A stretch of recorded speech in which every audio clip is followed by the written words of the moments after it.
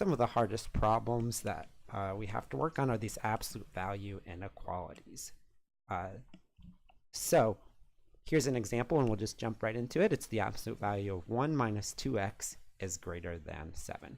Now remember, there are two different rules for when you have an absolute value is greater than something and an absolute value is less than something. I'm going to go ahead and assume that you remember those, but if not, just go ahead and look those up in your textbook. They're very worth memorizing for your exam.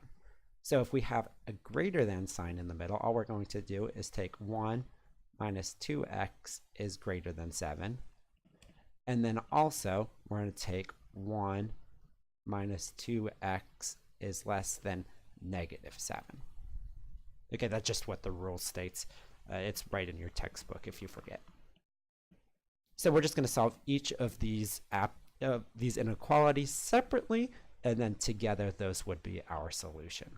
So the left one first, we're going to go ahead and subtract 1 from both sides, and we get negative 2x is greater than 6. For this right one, we'll get negative 2x is less than negative 8 if we subtract 1 from both sides. And then on each one of these, we have to divide by a negative 2. And remember, whenever we multiply or divide by a negative for an inequality, we will have to flip the sign. So final solution for this left inequality, we'll get x is less than negative 3. And for the right one, we'll get x is greater than 4. Okay, so we could kind of leave the solution like that, but typically we'll have to be able to write this answer a few different ways. First of all, we'll just go ahead and write it as in the form of a number line. So here's our number line right here. The points we really care about are the points negative 3 and 4. I won't really include anything else. But x is less than negative 3.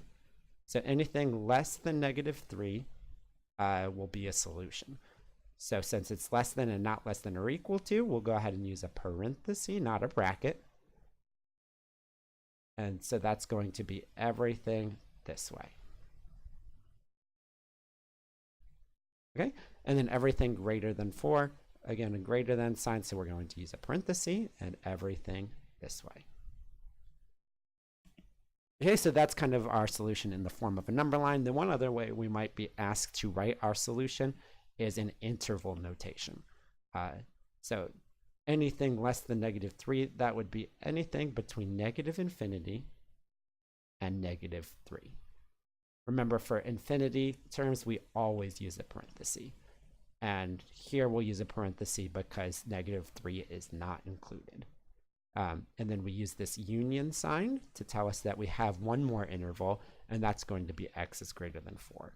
And that's going to be anything between 4 and infinity, again using parentheses because 4 is not included.